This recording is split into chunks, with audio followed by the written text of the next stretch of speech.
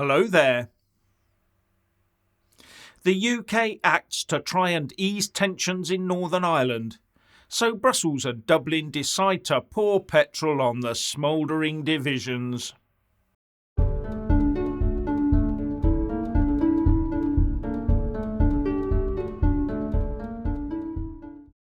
Well, there you have it.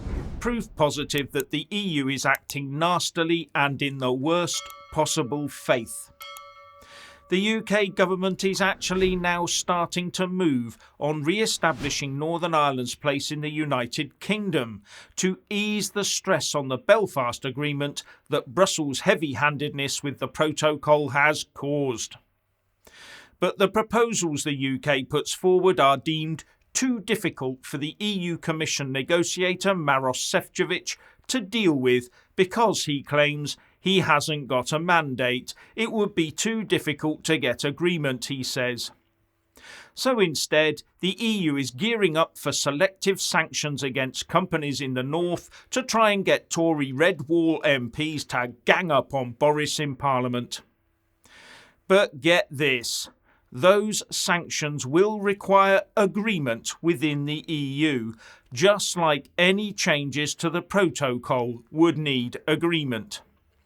Suddenly, meetings and agreements can be done when it's about trying to punish Brexit UK.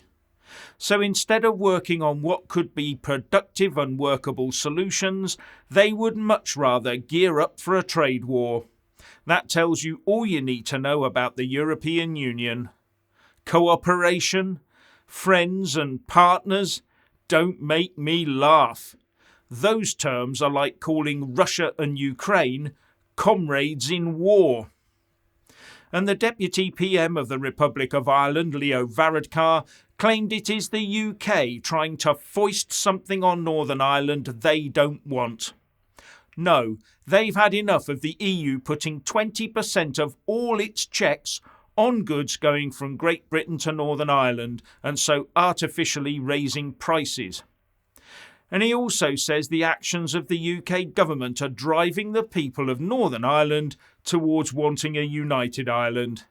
Sounds like wishful thinking to me.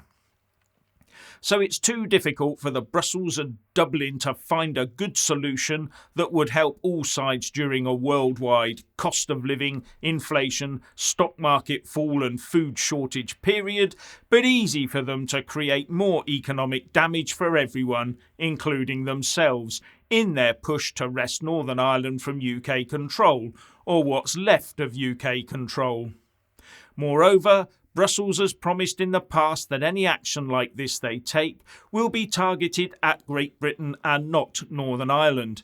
But as businesses point out, any action against GB will hit Northern Ireland in the end. And there's been no mention of protecting Northern Ireland in these latest threats from the EU anyway. But maybe all these threats are just that, threats, born of the risk they run of having the tables turned on them and being forced to decide where they would put a border if the UK ends up ditching the protocol. Now, the UK could retaliate to EU tariffs by designing a tariff package that targets the types of goods that the Republic of Ireland exports to Great Britain, to force Dublin to get the EU to back down. But I don't think that would calm things down on the Irish nationalist side, although the Dublin government would deserve it. No, any trade retaliation we might impose would have to be targeted at the other EU 26.